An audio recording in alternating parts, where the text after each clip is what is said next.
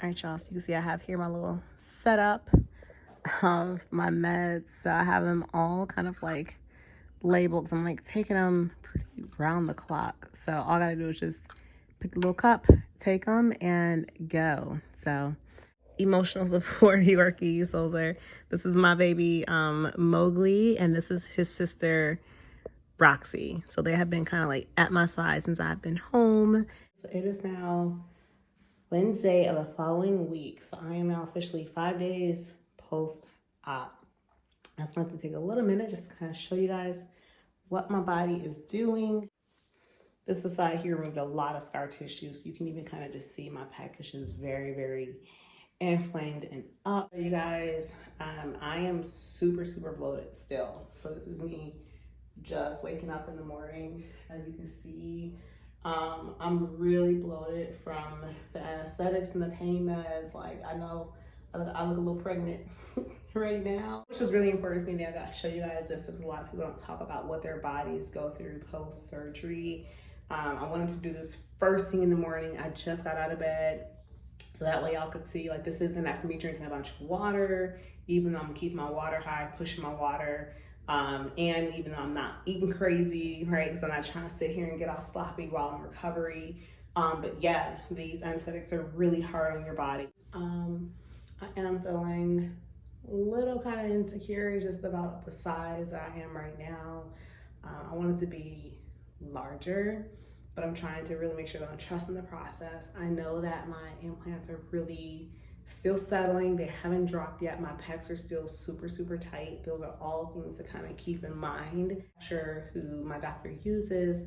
This is in fact the biggest cup size that you could actually be, the biggest CCs that you could get with the extra high projection.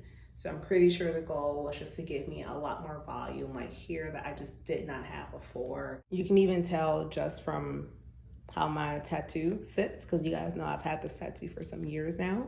I never used to have this much like boob close to my tattoo, and the tattoo didn't move.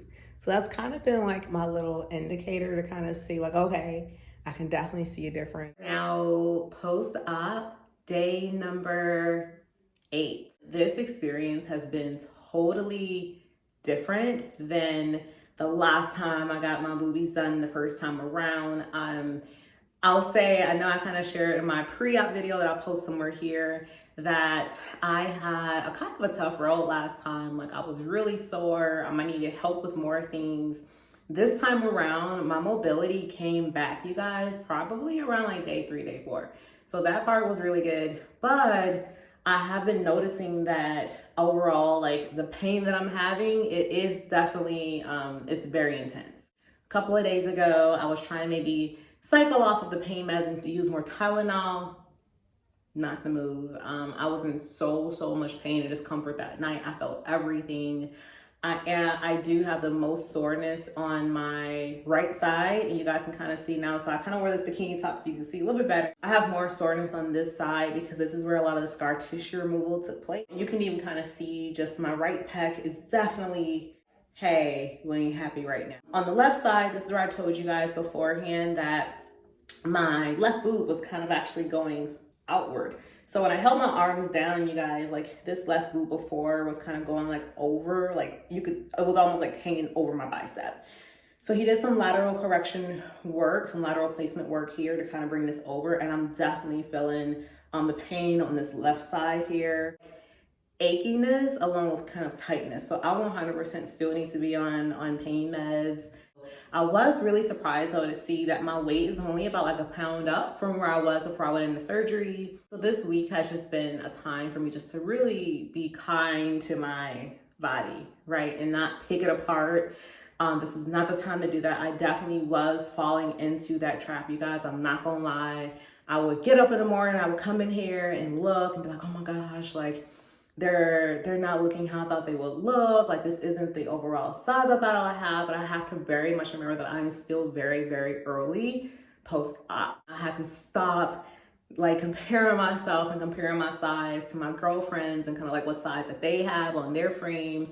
Understanding like we have 2 totally different builds, 2 totally different makeups, all those kind of things. So It definitely has been a process and practice, I should say, and just really like self-love and being patient with my body and understanding that, you know, I trust the process with everything, whether it's my recovery and healing, whether it's my competition prep, growing my business, whatever the case may be, I have to trust the process. So I do have tons of questions for Dr. Morales when I do see him this morning. I want to know when I can get back to like my normal activity, when I can work in more cardio, supplements, all that good fun stuff.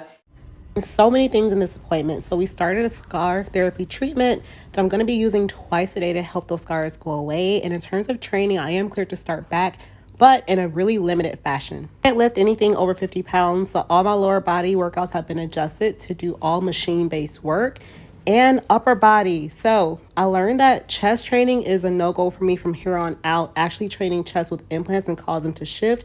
And also this exercise I'm listing on the screen. Can't train back for another month. And aside from that, I'm good to go with cardio. Supplements are also now back in the mix too. So if you guys have questions, make sure you drop them down in the comments below. Like, subscribe, and I will see you guys all in the next update.